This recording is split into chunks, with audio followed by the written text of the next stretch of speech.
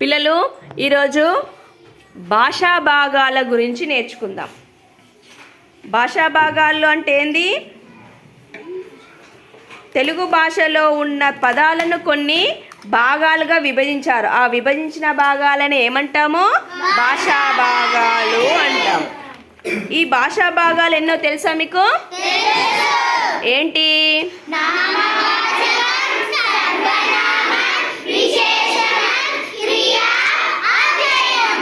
ఈ 5 భాషా భాగాలు సులభంగా అర్థం కావడం కోసం ఒక చిన్న కథ రూపంలో మీకు చెప్తా.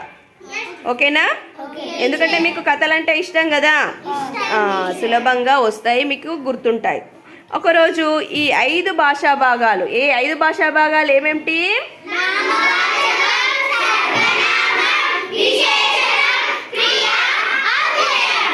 ఈ 5 భాషా భాగాలు ఒక దగ్గర కూర్చొని ఉన్నాయంట. వాళ్ళు మాట్లాడుకుంటూ ఉన్నారు. ఆ మాటల్లో మాట పెరిగిపోయి ఈ 5 భాషా భాగాల మధ్య చిన్న గొడవ ప్రారంభమైంది.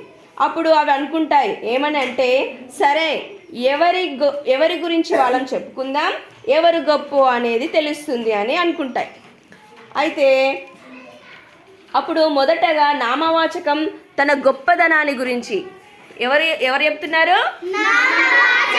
ఈ నామవాచకం తన గొప్పదనాన్ని చెప్పుకుంటుంది. నా పేరు నామవాచకం, నేను భాషా భాగాలలో మొదటి దాన్ని, నా పేరులోనే నా ప్రత్యేకత తెలుస్తుంది. నామం అంటే పేరు, నామం అంటే ఏంది? పేరు అంటే నేను పేరును తెలియజేసే పదాన్ని, కాబట్టి నేనే గొప్ప అని ఎవరంటున్నారు? నామవాచకం. పశువుల పేర్లు, పక్షుల పేర్లు, జంతువుల పేర్లు, మనుషుల పేర్లు, ప్రదేశాల పేర్లు, కొండల పేర్లు, ఇట్లా మొదలైన ఎన్నెన్నో పేర్లను తెలియజేస్తాను, కాబట్టి నేనే గొప్ప అని ఎవరంటున్నారు? నామవాచకం అంటుంది. అప్పుడు మిగిలిన ఈ 4 భాషా భాగాలు ఉన్నాయి కదా, ఏమేమిటి? సర్వనామ, విశేషణ, క్రియ, అవ్యయ. ఈ 4 ఏమంటున్నాయంటే, ఓహో నేను గొప్ప అని బాగా విర్రవీగుతున్నావు అని చెప్పేసి బాగా ఇది చేస్తాయి. అప్పుడు ఇవి అన్నీ విన్నటువంటి సర్వనామం ఏమంటుందంటే, సర్వనామం ఉంది కదా, తర్వాత నెక్స్ట్ ఏంది? సర్వనామం. సర్వనామం ఏమంటుందంటే, లేదు నేను నీకంటే నేనే గొప్ప, నీ బదులుగా వాడేది నన్నే, కాబట్టి నేనే గొప్ప అని ఎవరంటున్నారు? సర్వనామం అంటుంది. రాము అన్నం తిన్నాడు, అతడు బడికి వెళ్ళాడు. రాము అనేది నీవైతే అతడు అనేది ఎవరు? నేను. అంటే నీ పేరుకు బదులుగా వాడేది నన్ను వాడుతున్నారు, కాబట్టి నామవాచకానికి బదులుగా వాడే నేనే గొప్ప అని ఎవరన్నారు? సర్వనామం అంటుంది. అది, ఇది, అతడు, ఇతడు, ఆమె, ఈమె అని ఇలా నామవాచకానికి బదులుగా వాడే పదాన్ని, కాబట్టి నేనే గొప్ప అని సర్వనామం అంటుంది. అప్పుడే పక్కనే ఎవరున్నారు? విశేషణం. విశేషణం ఏమంటుందంటే, చాలు మీ బడాయిలు, మీ ఇద్దరి కంటే కూడా నేనే గొప్పదాన్ని. ఎందుకంటే ఈ నామవాచకం ఉంది కదా, ఈ నామవాచకం యొక్క రంగు, గుణము, స్వభావంను తెలియజేసేదాన్ని నేను, కాబట్టి నేనే గొప్ప అని ఎవరంటున్నారు? విశేషణం అంటుంది. ఎందుకంటే ఏం తెలియజేస్తుంది? గుణాన్ని తెలియజేస్తుంది. తెల్లని, నల్లని, ఎత్తైన, పొడవైన, ఇంకా ఇట్లాంటి తెలివైన, ఇట్లా గుణాన్ని తెలియజేస్తాను, కాబట్టి నేనే గొప్ప అని ఎవరంటున్నారు? విశేషణం అంటుంది. అప్పుడు క్రియ ఏమంటుందంటే, ఇక్కడ పక్కన ఏముంది? విశేషణ పక్కన క్రియ ఏమంటుందంటే, లేదు మీ ఇద్దరి కంటే కూడా గొప్పదాన్ని నేను. ఎందుకంటే క్రియ అంటే పని, అంటే చేసే పనిని తెలియజేస్తాను, కాబట్టి నేను గొప్పదాన్ని. తిన్నాడు, వెళ్తున్నాడు, పరిగెత్తుతున్నాడు, చదువుతున్నాడు, నడుస్తున్నాడు, ఇట్లా ఎన్నో రకాల పనులను తెలియజేస్తాను, కాబట్టి నేనే గొప్ప అని ఎవరంటున్నారు? క్రియ అంటుంది. ఇంకా క్రియ ఏమంటుందో తెలుసా? క్రియలు 2 రకాలు ఉంటాయి, తెలుసా మీకు?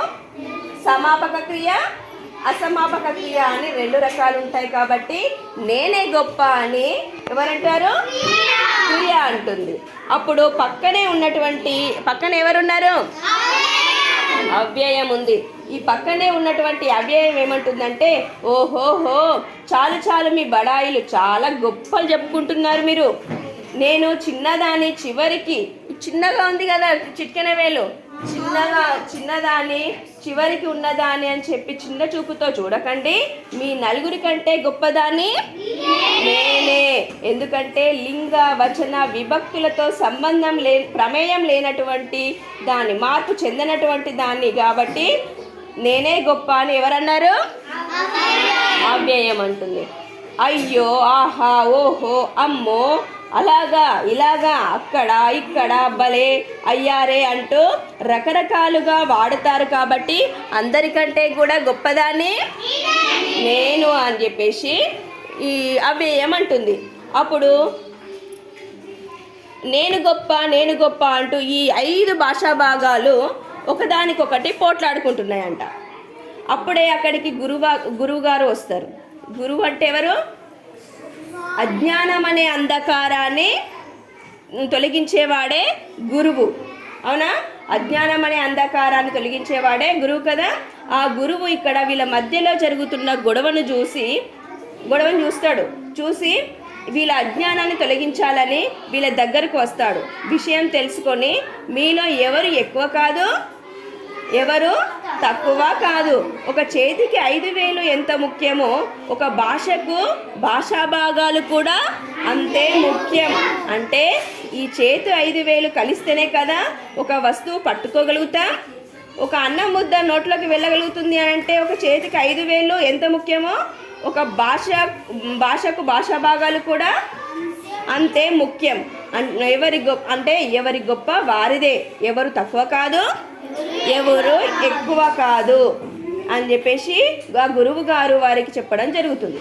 అప్పుడు వాళ్ళల్లో ఉన్న తప్పులు తెలుసుకొని అప్పటి నుంచి వాళ్ళు ఎలాంటి అహంకారం లేకుండా నేను గొప్ప అనే భావనను మనసులో నుంచి తీసేసి అప్పటి నుంచి 5 భాషా భాగాలు కలిసిమెలిసి ఉంటారు.